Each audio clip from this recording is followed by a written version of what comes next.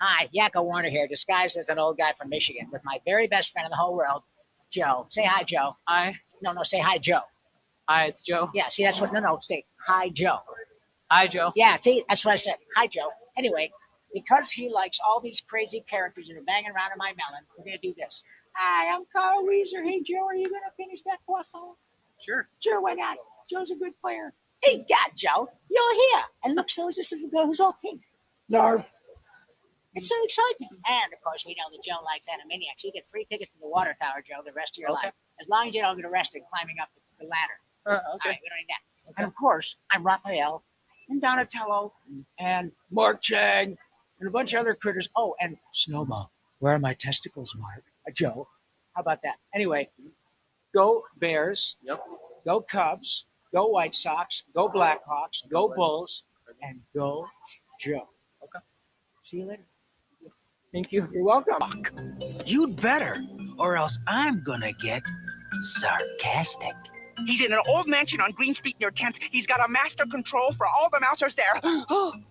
Your hairy little friend knows me as Oroku Saki. But you may call me the Shredder. A kitchen utensil? You would be wise to lose your flippant way. And now, the nations of the world, brought to you by Yakko Warner. United States, Canada, Mexico, Panama, Haiti, Jamaica, Peru, Republic, Dominican, Cuba, Caribbean, Greenland, El Salvador, too, Puerto Rico, Colombia, Venezuela, Honduras, Guyana, and still Guatemala, Bolivia, then Argentina, and Ecuador, Chile, Brazil, Costa Rica, Belize, Nicaragua, Bermuda, Bahamas, Tobago, San Juan, Paraguay, Uruguay, Suriname, and French Guiana, Barbados, and Guam. Perhaps these hieroglyphics will reveal the way out of here. Scared you didn't I? You always scare me, Pinky. Now do me a favor and go play with those blocks over there. Oh, it kind of looks like a big metal donut. Except for this one, it's mine. Aha! My girlfriend. You're a mouse. This is a horse. People are so intolerant. Let me ask, any questions? Yes.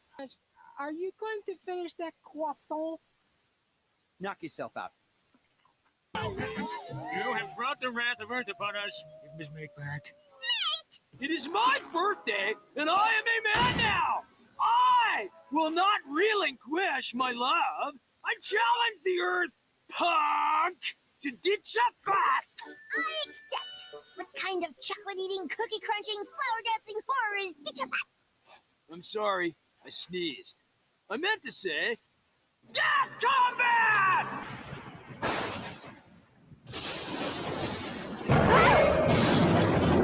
Where are my testicles, Summer? Where are my testicles, Summer? They were removed. Where have they gone? Oh, wow. That's an intense line of questioning, Snuffles. Do not call me that. Snuffles was my slave name. You shall now call me Snowball, because my fur is pretty and white. Ladies and gentlemen, boys and girls, my name is Joe, also known as JZ Productions on YouTube. I got an amazing and wonderfully talented guest. What is your name, sir? My name is Rob Paulson, but most people know me as a friend of Joe Zito, so that's what gets me great restaurant tables and stuff like that.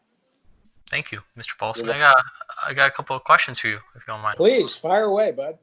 Sounds good. Okay, what are you doing during these times of quarantine? I am, well, when I'm not having the pleasure of chatting with you, I am doing a lot of Skype interviews. For those of your audience who may not know what I do, I make my living doing cartoon voices, including some on the represented by the T-shirt you're wearing. I was Raphael on the original Ninja Turtles and Donatello on a Nickelodeon version of the show a few years back. One of the other shows I've worked on was called Animaniacs, and we're recording a bunch of new episodes of Animaniacs for Hulu for this fall. So I've been recording some episodes of that show, and I also direct the latest version of the show, of Ninja Turtles rather, called Rise of the TMNT. on Nickelodeon, and so I've been the voice director on that from home here, and like everyone else, just hoping and praying that people do their best to keep everyone else safe, and hopefully we can get through this a lot quicker than we would have ordinarily. But it's a pleasure to talk to you, buddy. Thank you, Mr. Paulson. Thank you so much. You're awesome. Thank you. Okay, what made you want to become a voice actor, and who was your biggest inspiration? Well, when I came to Los Angeles a zillion years ago, Joe, it was to do live action stuff. That is to say, movies, television, music, and that's what I was doing. I had always dabbled in creating voices for, doing recordings when I was a kid, when I was your age and younger, for the sake of it. But I didn't come to LA specifically to do animation. My inspirations when I was a kid were Jonathan Winters, the Pythons, Peter Sellers, Lucille Ball, Carol Burnett, the usual suspects, Carl Reiner, Dick Van Dyke, all those folks. However, when I was in LA and doing traditional showbiz stuff, the opportunity came for me to audition for cartoons. And the first two shows I auditioned for were G.I. Joe and Transformers. And I got the jobs. And I thought, man, now you're talking. This is the best gig in the world because nobody cares what I look like. And so now I'm glad that I went down that road because now that I'm much, much older, people still don't care what I look like. And I can still do Yakko all day long. And Pinky and I can go, Narv, la, la, la, la. And nobody cares what I look like. So that's kind of how I got involved in it. And I'm very glad I did because it's ended up to be, I think, it's given me a much longer career than I would have ordinarily had. And now I get to have friends that are your age, some even younger, and people older than I who love all these shows, The Tick, The Mask, Mighty Max, Biker Mice, Animaniacs, Jimmy Neutron. There's also Carol and Jimmy Neutron. So some people want me to say, are you going to finish that croissant? And I don't know why, but they sure like it. So that's how I got going. Nice. I also remember you're Mark Chang. And I was totally on Fairly Odd Parents, dude. That was me. I love that show. Yeah, that was me too. Thank you. You're welcome. Okay. What is your favorite role that you did? Do you know? Choose one. My favorite role, Joe, is probably the next one because it means I'm working. I think if I had to pick one, gosh, Joe, I've been so lucky. Getting a chance to be two different Ninja Turtles that's a pretty big deal. But I was a singer before anything, and the music, getting a chance to do all that great music on Animaniacs was a very big deal. That really was a huge gift. And Pinky was a great spin-off. I get to work with Maurice LaMarche, who's the brain. And I don't know. It's a tough call. I suppose if I had to do one the rest of my life, it would probably be Yakko or Pinky because I get to be, well, probably Yakko because I get to do the music. But I don't know that if somebody said you got to make a decision or you lose your house, I'd probably end up living on the street because I just love all the people I work with too. Maurice LaMarche and Tress MacNeille and Jess Harnell, and they're just like family members. But so are the other Ninja Turtles, Seth Green and Sean Astin and Cam Clark and Townsend Coleman and Barry Gordon and Greg Sipes, and they're just all Renee Jacobs and Kat Graham and Hoon Lee, and they're just all the nicest people in the world. So I'm a lucky, lucky, lucky man, Joe. It's really cool. If you don't mind, I might ask you at that if you could do like some of the Nations of the World, because I love that song. It's so good. At the end of the podcast. Yeah, in fact, what I'll do is they're there are a lot of countries that have sprung up since my friend Randy Rogel wrote that Yakko's World song. And so I'll sing for you the new lyric with the new songs that have come up. I mean, the new countries. It goes like this. It goes, Montenegro and Bosnia, Herzegovina, the Soviet Union is gone. South Africa, Georgia, Moldova, Latvia, Belarus, Azerbaijan, Uzbekistan, Kazakhstan, then there's Tajikistan too, Turkmenistan and Kurdistan, Armenia, Togo, Palau, Lithuania, Serbia, Kosovo, US, Samoa, the Balkans are nigh, Macau and Crimea, then Eritrea, Ukraine and Estonia, here's Macedonia, New Caledonia, Eastern Slavonia, Ivory Coast and Cape Verde, Andorra, the Solomon Islands, Dubai. Sorry, my voice is a little worn out. It's all good. It's all good. But yeah, that was, it's an amazing song, and people still love that song. I think it's got something like, I don't know, 30 million views or something. It's so amazing. You could say all that like so quick. It's amazing. It is amazing, but what's amazing is not so much my singing. I'm good at my job, Joe, but I live in Hollywood. You can throw a dart and hit somebody who's a good singer. What you can't do is find people who can write that stuff. That, pardon me, it is not false modesty. Like I said, I'm very confident and comfortable that I'm good at my job, but I should be. I've been doing it forever. But writing that stuff, that is very unique. It is not every day you find a young man or woman who can write those songs. And Randy Rogel is, he's the real deal. He wrote that one. He wrote The States and the Capitals. He wrote the President's Song. He wrote It's a Great Big Universe and We're All Really Puny with Just Tiny Little Specks About the Size of Mickey Rooney. He wrote most of the songs that people know. So yeah, he's a remarkable talent and another just a delightful guy. Oh, that's awesome. Okay. If you could pick any role in any movie, TV show, etc. that you haven't done, who would you choose if you haven't done it yet? Boy. You know, I think if there was one show that I wish I could have had the lead in, it would have been Futurama.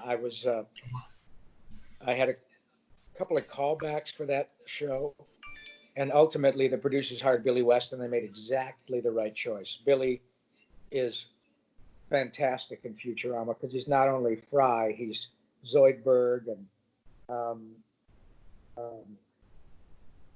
Zap Brannigan. I mean, he's so talented, and and he was Ren and Stimpy. So I wish that I would have been able to get that job, but you know, I have had an embarrassment of riches, Joe.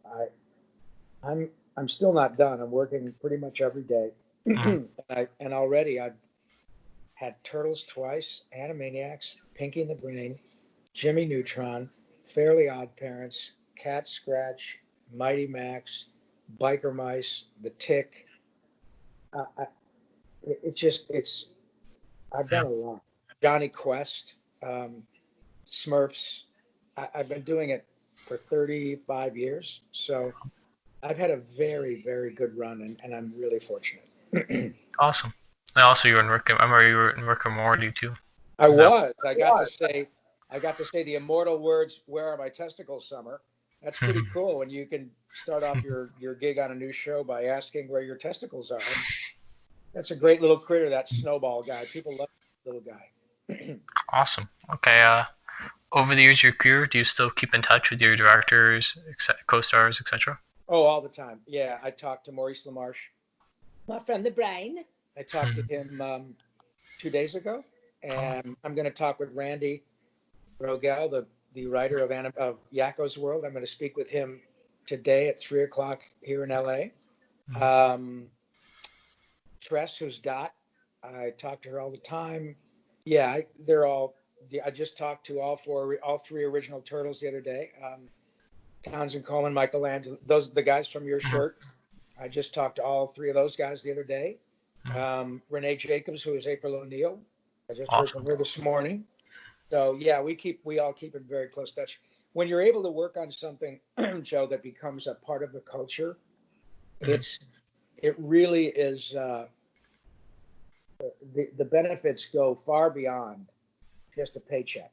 You really do make lifelong friends, especially in the case of a show like Ninja Turtles, because we're now, that show is 35 years old, maybe almost, and has brought so much joy to millions and millions and millions of people.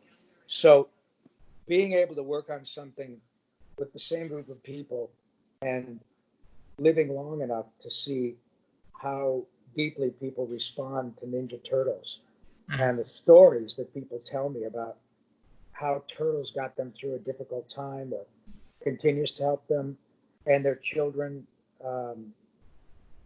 laugh when or become joyful under a circumstance that might be otherwise difficult. That's a very big deal. And so, I am really lucky to have this giant extended cartoon family. And I'd like to tell your viewers, they are not only incredibly talented, but they're the nicest people you'd ever want to meet. None of them are arrogant or self-centered or cocky. They're just really, really nice people. Awesome. That's my favorite turtles, the original turtles. Yeah. These are my favorite turtles. Cool. Yeah, that's great, buddy. Who's your favorite turtle? Let's see, Raphael. To be honest. Thank you very much. Good answer. Right answer. No, I'm that's very nice. And I had the pleasure of meeting you and your mom. Must have been about a year ago, right? That was August. My phone. Okay, almost a year ago.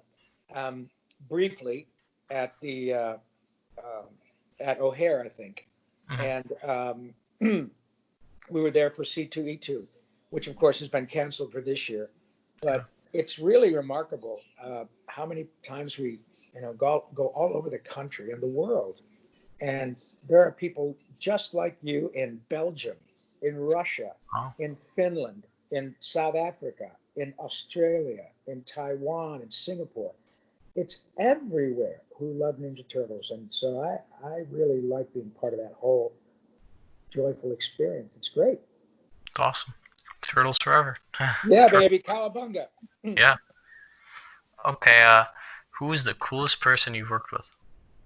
Ooh. Boy, now you're really gonna cut. You got me in a quandary now. Sorry. No, that's okay. The coolest person I've ever worked with, who is a big star that everybody would know, is Steven Spielberg, because the first time I met Mr. Spielberg was on. I did a bunch of background voices on E.T., the movie, 1982. Oh my God! And then did a couple of projects that he was the producer of, and met him a couple of times. But when Animaniacs came along, and then Pinky and the Brain, it was Mr. Spielberg and Tom Ruegger from Warner Brothers Animation who created that. And Mr. Ruegger's vision was taken up by Amblin and Mr. Spielberg, and I've had the great good fortune of working with him a couple of times, and now working with him again on the reboot of Animaniacs, and he is a remarkable individual. Obviously, everyone knows how talented he is, but he is, just like we spoke about earlier, he is no pretense, down to earth, and a great example of how to behave if you're fortunate enough to become a celebrity. Or, I mean, I shouldn't say that. You don't have to become a celebrity to behave in a decent way to other people. The point is that he is the biggest of the big in Hollywood, and you'd never know it by being around him. He's obviously an incredibly energetic, bright, thoughtful man, and knows what he wants. But he also understands his power, and he doesn't use it to intimidate people. And I really admire that. He's a wonderful man. In terms of my favorite, I'm like you, I'm a hockey fan. I grew up playing hockey across the lake in Michigan. And you're probably a Blackhawks fan. I'm a Red Wings fan. I hate the Canucks. the Canucks. Cool. Were you a Sedin brothers guy? Sure. Yeah, I like them. My favorite players right now, they're Captain Bo Horvat, but I grew up on Marcus Naslund, their old captain. So. Yeah, well, I'm a Red Wing guy. I was. It's like my brother. What's that? It's like my brother. He's Your a brother, he's a big Red Wings fan. The only other thing I wanted to be when I was a little guy was a hockey player, and I got to as far as college, and I was not good enough to go any further. But I still eat, sleep, and breathe hockey, and especially the Red Wings. Go hockey. And when years ago here in LA, we had a team of hockey players, a bunch of actors who were hockey players out here. Myself, Richard Dean Anderson from MacGyver, Matthew Perry from Friends, who was raised up in Ottawa, Michael J. Fox. Who else? Oh gosh, Jason Priestley. A lot of good. David E. Kelly from Massachusetts. A lot of good players. Dave Coulier, my buddy from Detroit, who was Uncle Joey in Full House, great hockey player. So anyway, we got to go around playing the old timers of National Hockey League teams to raise money for charities, and I got to be very close to Gordie Howe and his wife, Mr. and Mrs. Howe, were really, really, really lovely people, and they treated me and my family like their own, and I was not unique. They did that to a lot of people, and that was another great example to see how Gordie Howe, who was my idol as a boy on ice, but when I got to know him as a grown-up, he was my hero as a grown man. To this day, Gordie Howe and my dad, and the usual suspects, but Gordie Howe is a lifetime hero. Not so much for what he did on the ice, everybody knows that, but the way he behaved in just being who he was. Those are two examples of people that have really shaped the way that I hope to comport myself because of their example, Mr. Spielberg and Mr. Howe. It doesn't get any bigger in show business or hockey. And those two gentlemen, just by their example, really taught me how to behave. Oh, well, I'm looking at my hero right here. That's my hero. Oh, thank you, buddy. That is very kind. And I'll tell you what, I don't take that compliment lightly. That means a lot. If I can have even a tiny bit of the same class and dignity that those gentlemen had, I'm very grateful. So thank you, Joe. You totally made my day, buddy. You're welcome. Okay, what director, I'm guessing Spielberg, what director taught you the most, and which director would you love to work with? Well, in my case, because Steven didn't direct the cartoons. Steven is primarily a movie director. And I've never been directed by Steven in a movie circumstance. Steven is in my experience, Steven is Mr. Spielberg, I should say, is a producer, and he runs the whole thing. He's a brand. His name is a brand. The two people who were most influential directing me in animation were Gordon Hunt, who is gone now, but Gordon directed all the cartoons at Hanna-Barbera in the 80s when I started, and gave me my first real shots. And then and also he's Helen Hunt's father, the wonderful actress Helen Hunt. So he has great pedigree. My friend Andrea Romano, who was Gordon Hunt's protege and ended up directing Animaniacs, Batman, Pinky the Brain, Superman, SpongeBob, Ninja Turtles, the 2012 version. What else? Freakazoid. She is, in my view, the best of the best in the voice directed category. So I have been directed by both of them. And in terms of being directed now, gosh, I don't know. There are new folks I work with, and I shouldn't say new. Sue Blue, who directed Turtles, the one that you're wearing the shirt up, wonderful. We all kind of learn together because we're all similar ages. The new folks that are around, there are just so many. My friend Ginny McSwain directed The Mask and a show I did called Bobby's World with Howie Mandel. But there are really just so many terrific. Lisa Schaefer now. My friend Sarah, who's directing the latest version of Animaniacs, is doing a great job with a very difficult job, and she's doing really well. So I'm always surrounded by the best of the best, and these folks make me a lot better than I have a right to be. They raise the bar. They make me better. That's cool. Is there a director would you like to work with? Any of them. I just like to work. Yeah, and it sounds silly, but I just like working, and I love learning new things and new techniques from younger people who teach me something. I don't for 1 minute think I know it all. So I love learning. Awesome. That's what I want to do. I want to become a director. So good. Excellent. Good for you, buddy. Good for you. Do you like movies or cartoons or just everything? Everything, to be honest. Good. Excellent, buddy. And how old are you? Right now, 18. Uh-huh. And are you thinking about going to maybe film school or college and studying film and TV and stuff like that? Yep. Great. Yeah. Well, please remember me. My name is Rob Paulson. And when you're rich and famous, I might be 105, but call me. I got you. Okay. If you are a voice actor, what would your career be? And what other interests and hobbies do you have besides voice acting?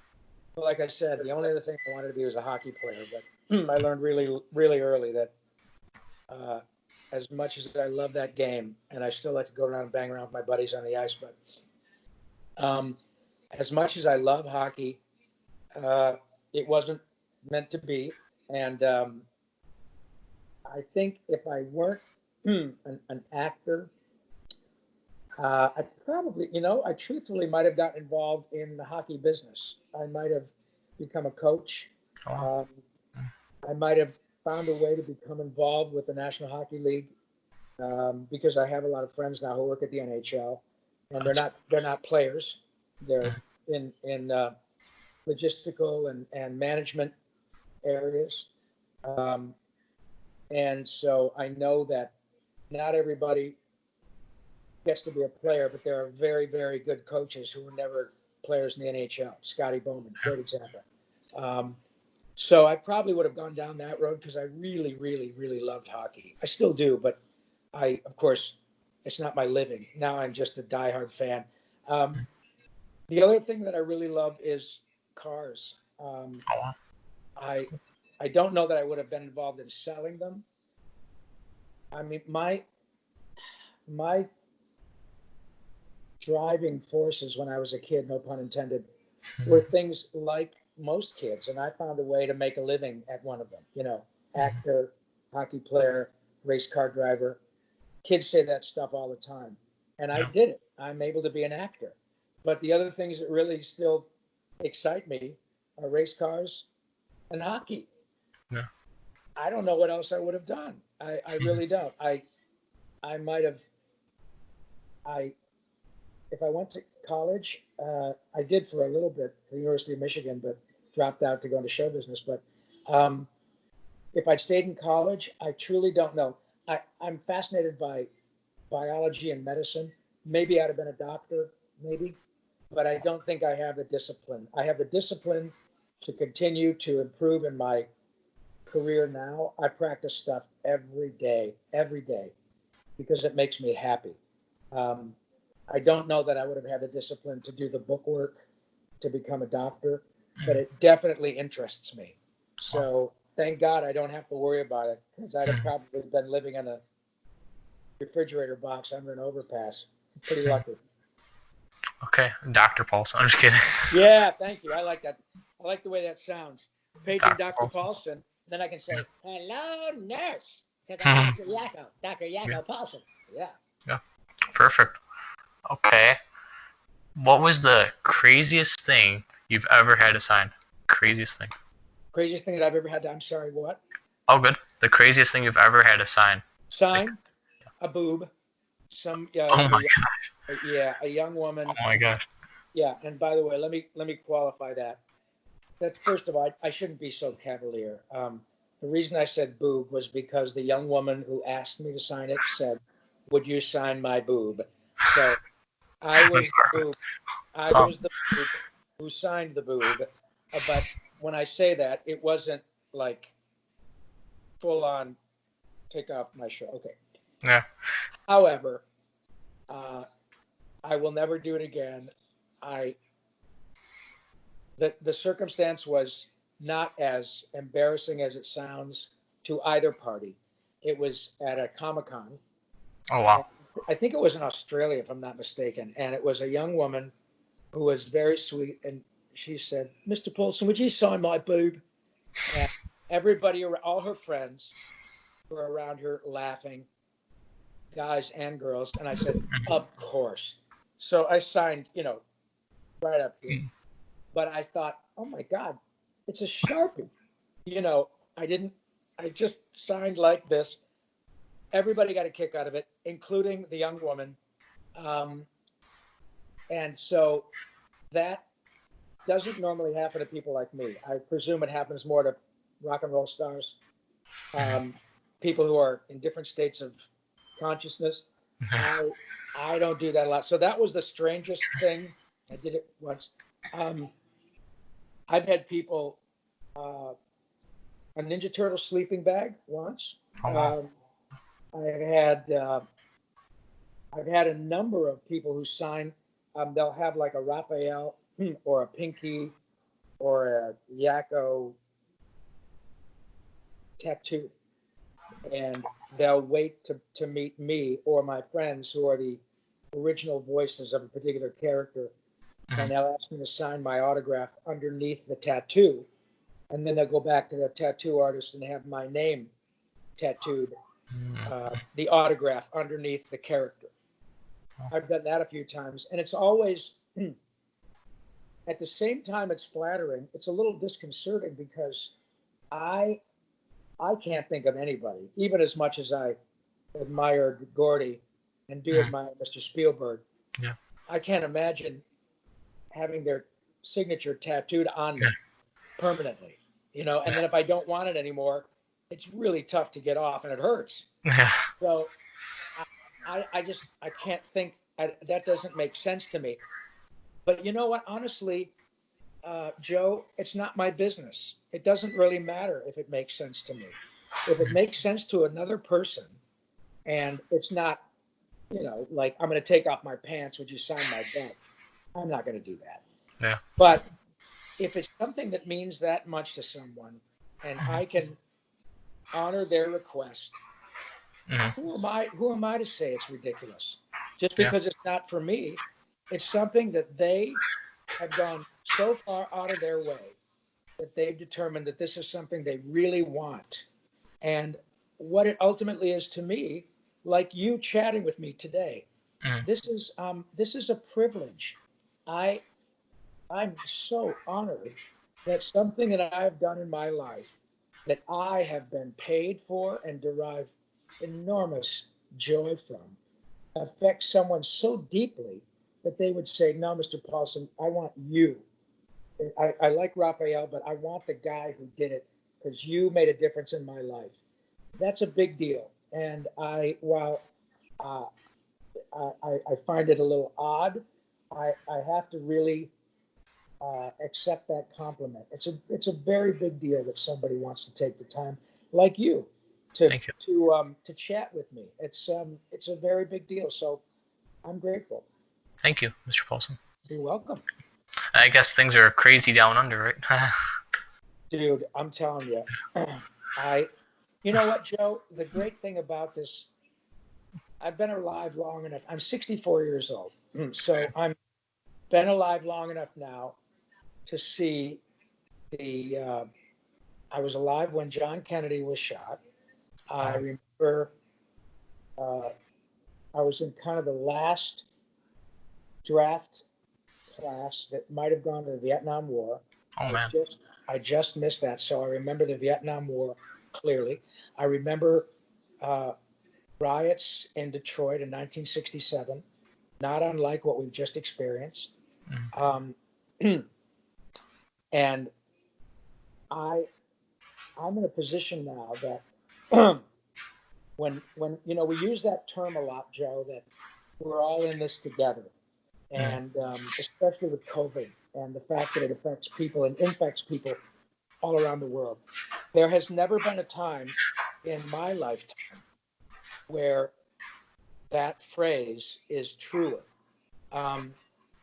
We, at the very same time that we're in a difficult circumstance, whether it's COVID, the economy, people have lost their jobs, may never get them back, and the necessary conversations that have to be had about race.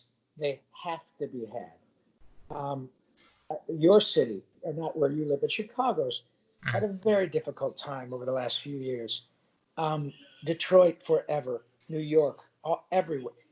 And it's this, I believe, presents us with two options.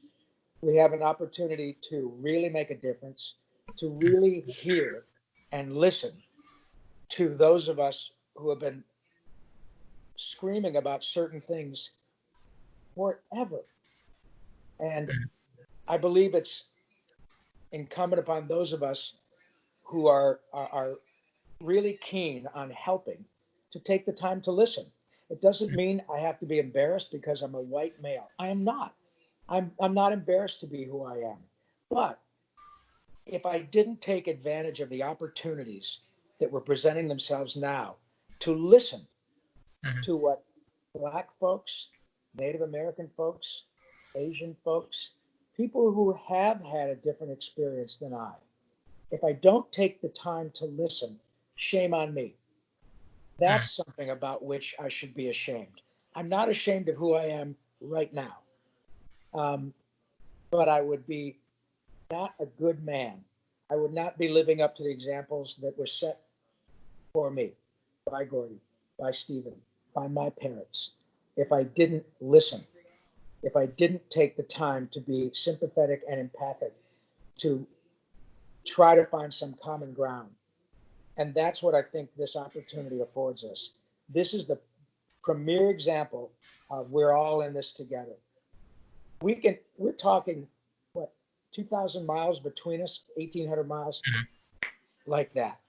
And you can do the same thing with people in Russia, in the Ukraine, in England, wherever, right now. So, man, if we don't get it now, if we don't start to figure shit out now, we're never going to figure it out. Yeah. So to me, as a person who's a bit older, I relish this opportunity. The loneliness can be crushing. The fact that it's thrown a total monkey wrench into our daily lives will undoubtedly lead to more alcoholism, drug abuse, divorce, because of the pressure that this experience exerts on so many of us is undeniable. But the other opportunities to be understanding for people your age, Joe, you guys are the ones that are going to be running the show, man, like it or not. There's a lot of stuff that's going to fall in your lap collectively. And people like you and other young folks have the opportunity to make a difference that our generation never could. That we, for some reason, we just couldn't figure it out. But you guys have the opportunity to do that. And it's a huge responsibility, but the upside and the positives of what people your age will be able to accomplish are the likes of which the world has never seen. You guys are in a position all over the world to really make a difference. It's a great song by Elvis Costello called "What's So Funny About Peace, Love, and Understanding." And you guys will be able to do that with a little bit of luck and the understanding, and the opportunities that are presenting themselves to you, you guys are going to maybe be the first generation in history to be able to have real, legitimate understanding. That's huge, man. Yeah. That's exactly what we're put here to do, And so forgive my rambling, but All good. that's what this opportunity means to me. It's not all bad. There's a huge upside to this if we're able to acknowledge it. All right. I like that. Okay. Favorite band and type of music? Favorite band? Well, that's a tough one. I started my career as a rock and roll singer, so the usual suspects. I love Led Zeppelin. I love the Beatles, the Who. Yes, Emerson, Lake and Palmer. Big Steely Dan fan. My favorite composer is Donald Fagen. A huge Steely Dan fan. But I also love old music. I love Frank Sinatra. I love,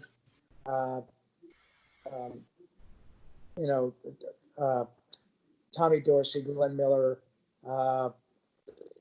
songwriters, the Gershwins, George and Ira Gershwin. Trying to think of his name. I can't remember his name right now. Paul Simon, greats, Joni Mitchell. All these people are just remarkable songwriters.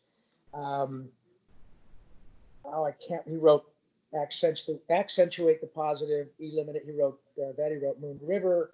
I can't remember. Anyway, lots of great songwriters. So I can't pick one band, but the ones I've enumerated are right up there. And my favorite kind of music, I love classical music as much as I love rock and roll. I love Shostakovich. I love Debussy. I love, as I said, the Gershwins. I love Aaron Copland. I love Rachmaninoff. I love, and when I say I love them, I mean I really do. I've got them all on my playlist, and I listen to them as much as I listen to James Taylor and Harry Nilsson, and David Crosby or Cream, Eric Clapton, huge Eric Clapton fan, big Pink Floyd fan. So I just love music. I love creativity. Nora Jones, younger folks coming along that I really enjoy. Michael Bublé is a wonderful singer, great singer. So yeah, I just like music. That's cool. I like Queen. That's my favorite. That's my favorite. Another one. I totally miss Queen. I love Queen, and I big Queen fan. In fact, I just saw the documentary the other day about Queen with Adam Lambert, and boy, oh boy, I love seeing stuff like that because Adam really has that Freddie vibe, that fearless,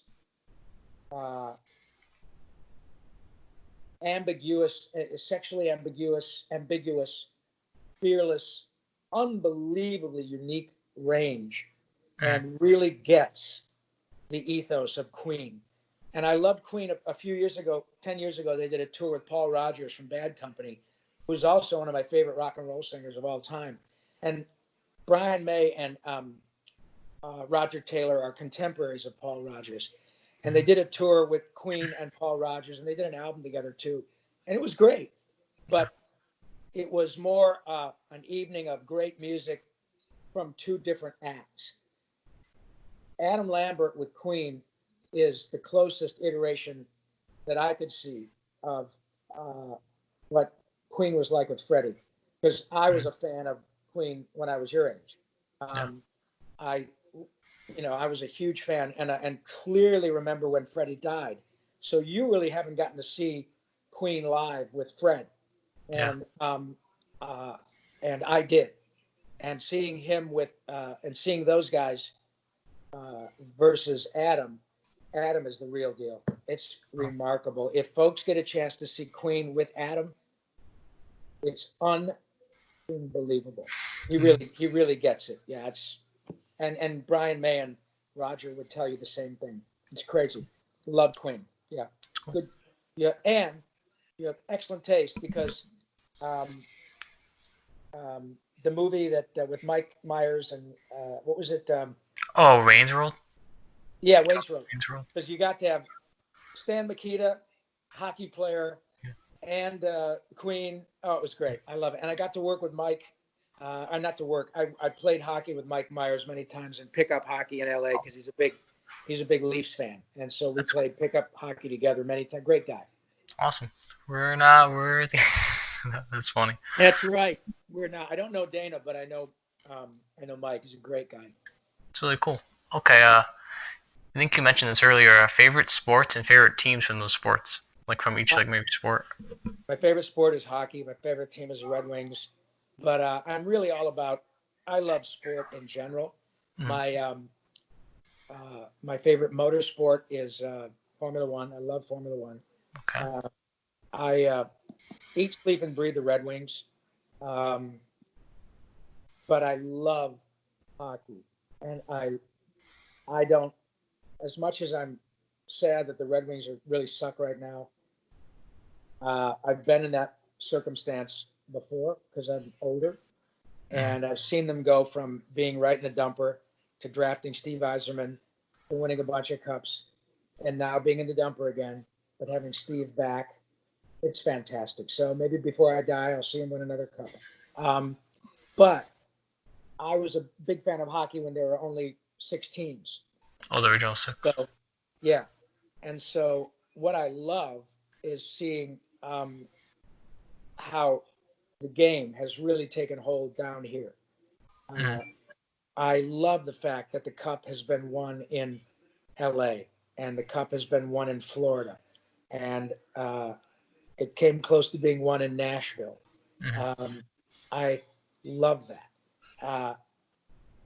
I love the fact that it's hanging on by the skin of its teeth in Phoenix. I hope it stays there because it's just great for the game. Yeah. I don't let the Red Wings hear this. I don't want them to win every cup. I want the game to thrive because I love the game.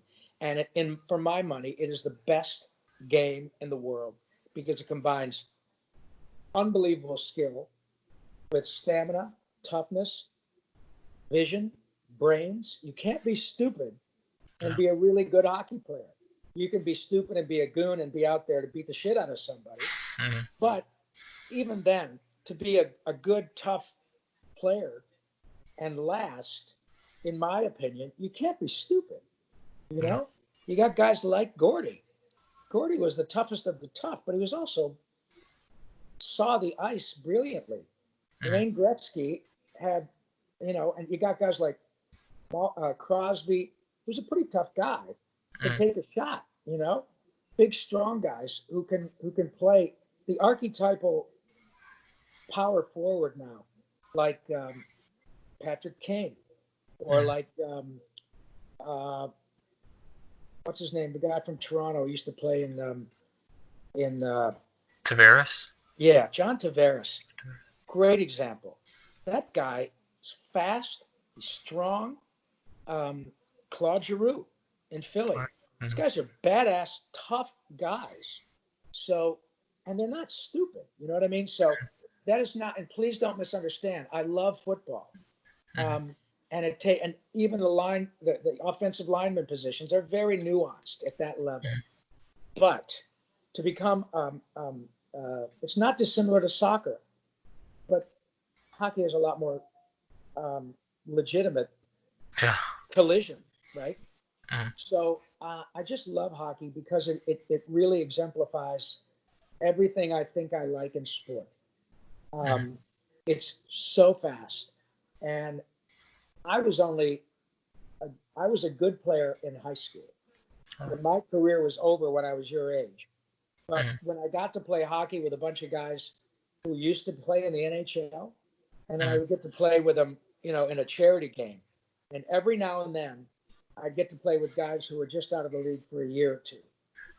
And my friends and I would step aside and we'd be on the ice with them and say, all right, turn it on. Just for us. We just want to see what it's like. Don't hit us. We just want to see what you guys do when you crank it up. Guys like Brendan Shanahan and some of the guys from the 1980 U.S. Olympic hockey team. We'd be out there with them and say, "Go ahead, take a rush up and down the ice. Just go for it." Holy smoke! It's really difficult to express how big and how fast those kids are. You know what I mean? So that's why I like the game, because I've gotten to see it at ice level. And all it did was reinforce what a brilliant, beautiful game it is. It's just incredible. And so, yeah, I could talk about hockey all day long. And I just love the game. But my favorite team will always be the Red Wings. In fact, to this day, when I cut myself, I still bleed red. Isn't that amazing? That's crazy. Do you have a favorite current Red Wing? Yeah, I think I got to go with Dylan Larkin, because I think he epitomizes what I like about hockey. He's a good player, played in college, played for a former Red Wing, Red Berenson, hometown boy. He's from Michigan, drafted by the Red Wings, and he's playing great. Is he a superstar? I don't think so. I think there are better players on the Wings, but what he is he's a guy that could be a superstar. He has fantastic skills, but he really is about the city. Yeah. He's, to me, what Yzerman was about, what Gordy was about. Both of those guys were superstars. And I think that Dylan has the makings of one. And I believe and I hope that Steve and the Ilitches keep him. Because I believe that he's the kind of guy that you build a franchise on. They need to get guys around him. Tyler Bertuzzi, great player. They drafted some young kids who are really good. And they need more people. Yzerman didn't get it done by himself.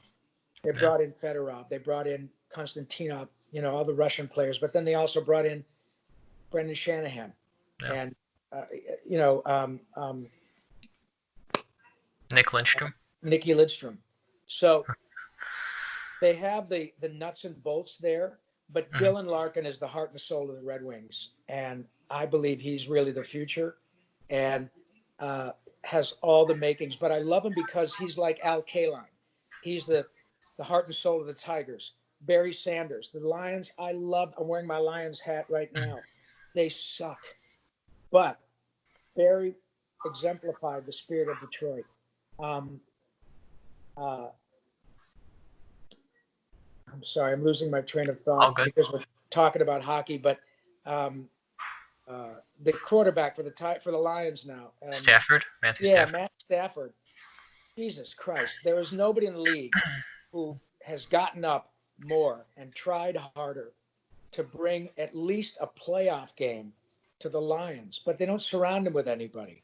So my hope is that won't happen to Dylan, because he really is the real deal. And he's a gutsy, tough, heart and soul, is out there every weekend doing something for the kids and the community. That's what pro sports is about to me. It's not just winning the championship. It's letting children in the neighborhood know that I'm a kid who was born and raised in Ferndale. Look at me. I'm playing for the Red Wings or Waterford or Hartford, wherever Dylan came from. I was you, young man. Stay in school, go to college, work hard. Whether or not you end up being a Red Wing is not the issue. Yeah. It's that I'm a kid of average means from your neighborhood, and look what happened to me. And that's what the power of celebrity and pro sports is about. So I love that about Dylan. Oh. They're naming a captain this year, so he'll probably be the captain, right? Yeah, I think last year they didn't even have one because I think part of it was Dylan, to his own credit, didn't feel that he was ready to be captain yet. And that speaks a lot about his about Character. his humility and his character. Exactly. You said it better than I. It's his character. Okay. Hopefully when things get back to normal sooner rather than later. Are there any projects you have in the works? Well, two that I'm thrilled with, Pinky and the Brain and Animaniacs. I mean, it doesn't get much bigger Good than ones. that. With Good. Mr. Spielberg again and my co-actors. And so that's pretty cool. And hopefully other ones on the horizon. And maybe we can do this again someday down the road. I'd love to catch up with you. And in the meantime, I always end podcasts by saying that laughter is the best medicine. And the cool thing is you can't OD and the refills are free. So I hope that you stay healthy, and please give my best to your mom. It was very sweet of her to reach out to me. And I appreciate getting a chance to chat to you and all your listeners and viewers, buddy. What advice would you give younger people who want to become a voice actor? Learn to act. It's about acting. Voice acting is small V, large A. So do community theater, sing in church. If when you go back to school, there's a theater department, do that. Take improv classes, or just get together with your friends and do stuff online. It's all about acting. So that's the main thing that I would tell people. Thank you. Well, I'm gonna say thank you. Okay, thank you all so much for watching. Thank you, Mr. Paulson, again for being My a guest. pleasure. We gotta stay in touch, keep in contact. Just texting us. I sure will, Joe. Thank you, buddy. And you guys take good care of yourself. Stay safe and keep smiling. All right. We'll see you next time, buddy. Take care. Take care. Bye. Bye-bye, bud.